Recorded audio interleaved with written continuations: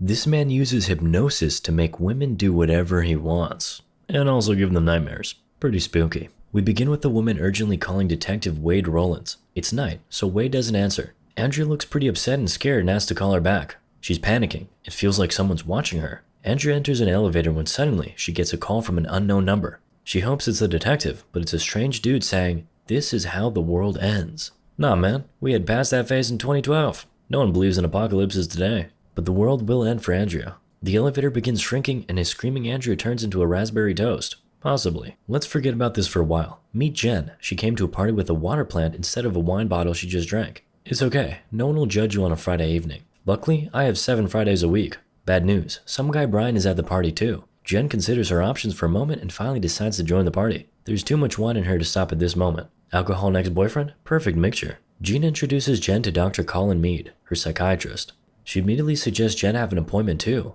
I don't need to be a doctor to see Jen as an alcoholic, so yeah, why not? Gina, her boyfriend Scott, Jen, and Brian have small talk. They're into some software engineering, computer stuff. Don't ask me what exactly. I only know how Bitcoin miners work. Learned it the hard way. Dr. Mead joins, because the situation couldn't get any more awkward. Brian wants to take a bite of a snack, but Jen screams, stopping him. There's sesame in it, and Brian is highly allergic. Nice save. Dr. Mead heads out of the party and leaves his contact info to Jen. After witnessing her finish her 3rd bottle of wine in a day, he believes she'll make the perfect potential client. Don't show him my floor full of empty bottles then. While Jen is waiting for her Uber, Brian approaches and thanks her for saving his life. Brian tries to discuss their past relationship, but Jen is not in the mood. Then, Brian offers a ride home. Bad idea, girl. You're too drunk to drive with your ex. And they clapped. Classic. The next day, Glennon says Jen must go for therapy. Unemployment, clapping with the ex, not mentioning alcohol for some reason. Finally, Jen gives up and accepts help. They call it the first step. Jen comes for a consultation. Some badass office Dr. Mead got. For some reason, it resembles 50 Shades of Grey, but maybe it's just me. And my ex. Never mind. During the consultation, we find out everything was not so easy between Jen and Brian. They met in college, were living together, and were happily engaged. Jen was 6 months into pregnancy when she had a stillbirth. After the tragedy, she didn't know how to move on with Brian. That made Dr. Mead more interested. He closes his notebook and offers hypnotherapy. Oh, okay, I thought you were a real doctor. Jen is skeptical too, but Dr. Magic calms her down, saying she'll have control of her subconscious all the time. So the session begins. Relax. Imagine you're in a peaceful forest. You get the drill. A moment later, boom, finished. Jen thought it was like 3 minutes, but an hour had passed. 3 months passed. Jen meets with Gina and shares her happiness. She went for hypno sessions once a week for 3 months and feels much better. It's strange, but Gina asked for a hypno session and never got it. It seems it's only for the chosen girls, right? Our basketball coach in high school also had those private sessions with the chosen boys after classes. I've always wished he had chosen me.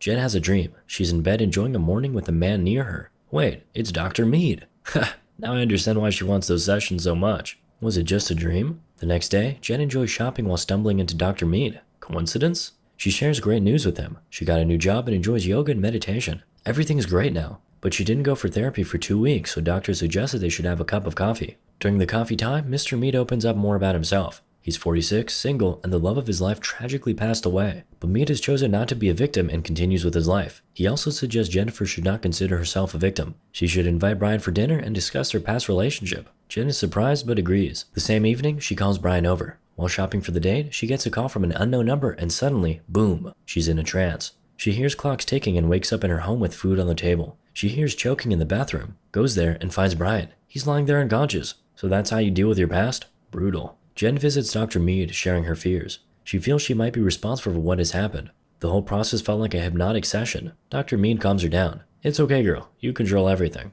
Just relax. Don't let the fear win and enjoy our work. Oh, I was confused at first, but now I'm 100% sure something is wrong with this so-called doctor. But Jen agrees and keeps getting weird dreams with Mead. Oh wow, it looks like a deep trap. Back at home, Jen finds sesame oil and it got her remembering how Dr. Mead called her before she went to the store and said, "Carry the fire." She recalled buying sesame oil and adding it to the salad, causing an allergic reaction for Brian. Now she realized. Jen browsed for Dr. Mead and found spooky news about women disappearing. Some woman named Andrea even asked for a restraining order on her Dr. Mead. Whoa, that was vast. If only she googled the guy before using his services. She also learns that there were causes of people using hypnosis for crimes and stuff. So you can't control yourself under hypnosis after all. Not a huge discovery for me, to be honest. I keep eating 3 packs of Takis per day without remembering it at all. It always felt like it was demons, but maybe it was just Dr. Mead playing mind tricks on me too. Jen brings the facts to Gina's table, but she doesn't see them. Of course, she's not the one who's sleeping with them. A girl files a restraining order and after 3 days, dies. accuses Mead of stalking and emotional abuse. Nah, just a coincidence. Finally, Jen pulls out a joker, a check from the store. Well, at least Gina didn't accuse Jen of murdering someone and trusted her. The girls meet with Detective Wade, who was the one following the case of Andrea, the girl from the beginning. A detective opens up for the girls. Yes, he worked on the case. He suspects Mead of hypnotizing Andrea and getting her into extreme fear, which caused her to die of a heart attack. There's even a videotape of Andrea getting a call from an unknown number and dying after. So what does the detective suggest? Stay away from the therapist. That's it? Not much, but the girl should be good. After leaving the detective, Gina shares that she also did therapy with Mead this week. Oh, you perv. Don't answer calls from unknown numbers, girls. But Jennifer believes the best defense is attack, so she pays a visit to Dr. Mead with a tape recorder turned on. Look how self-confident she became. Thinks she can play mental games with the man who made her kill a dude with hypnosis. Maybe the therapy indeed works. She asks for hypnosis again. Why don't you go straight and ask him for some clapping services? Those allegories don't work anymore. Meanwhile, Detective Wade can't stop thinking about Dr. Mead's case. He goes through Andrea's files and searches for the cases connected with hypnosis. After a clapping session, hypno party, Jen goes to a car and listens to the tape. Turns out, Mead knew about her plan. During the hypnosis session, he asked about Jen's plan, whether she trusted him, and why she was doing it. He also asked why Jen came to the police station with Gina. You perv followed them. And Jen gives up everything, that she doesn't trust him and wants to record this to find out what's going on. You got it. Mead even calls her my love. Oh man, why would you say that if you know you've been recorded? Guess the man has too much self-confidence. Jen realizes she's in deep crap and goes straight to Gina's house. She calls her friend, but Gina just left the house and is busy driving a car and ignoring everything that happened in the police station, I suppose. She's like, sorry dear, I have some other stuff. A hypnomaniac can wait. Gina gets a call. From who? You guessed it. Mentalist. Dr. Mead says a secret code. This is how the world ends. And suddenly, Gina sees a huge tarantula climbing on her. That isn't good because she has arachnophobia.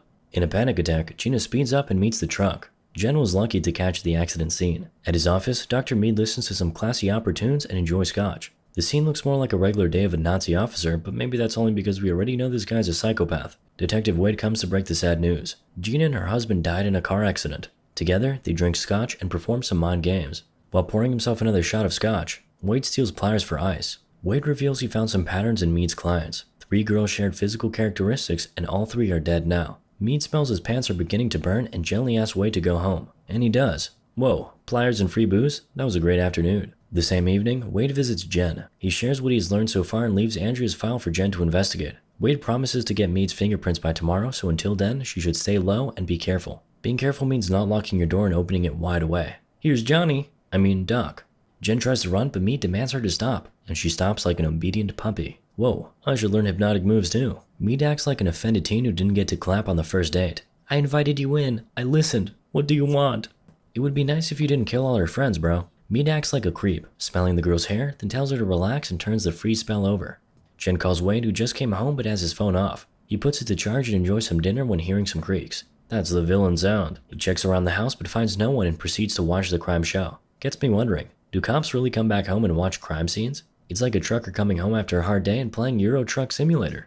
Hey look, behind, it's some creepy girl with a knife. Wait, I remember her. She was one of Mead's patients. A possessed lady attacks Wade and seriously injures him. Still, Detective recalls it's actually his job to hit women until they die and wins the fight. Wade gets to the hospital and Jen visits him. She has a bright idea. Get her to another hypnotist who will make her remember Mead's sessions and then use it as evidence against the psychopath. Wade is not so sure. No strong evidence it is. Jen still goes for it and visits another hypnotist. This time it's a woman, so we hope no abuse will be involved. Jen gets into a trance and starts remembering what happened between her and Mead. Suddenly, she gets choked. Hypno Woman tries to wake her up and fails. From the dream, we learn about Mead's mentor, Dr. Xavier Sullivan. Jen sees a date with Mead. He gives her a bracelet with the name of his ex-love. Finally, Jen wakes up. Apparently, it was some mental defense that Mead had placed in case someone else would try to hypnotize her. Wait, guys, let me know in the comment section. Does hypnosis really work that way? I'm getting some doubts now. Anyways, Jen did remember something. A house address of Xavier Sullivan.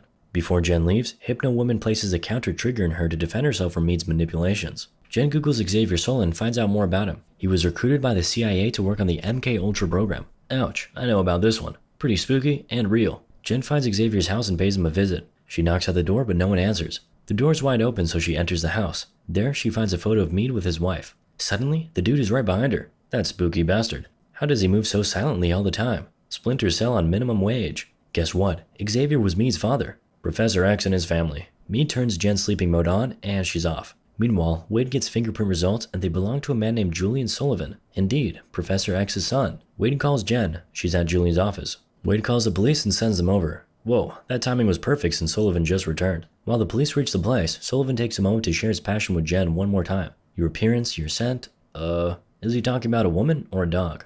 Sullivan shares that there were more women, but they weren't quite as good as Jen.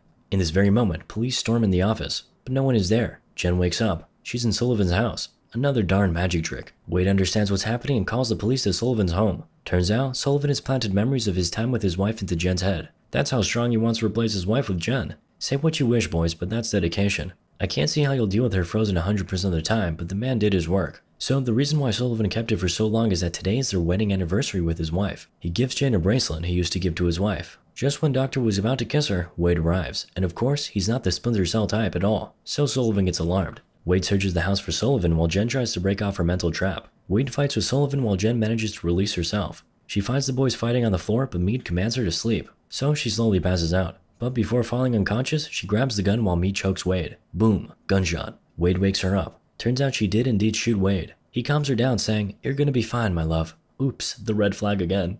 Luckily, Jen recalls the mental defense she learned from the Hypno woman. If Mead calls her my love, she ignores every trigger he puts into her head and will see the world around her for what it truly is. Jen wakes up, punches Mead, and runs away.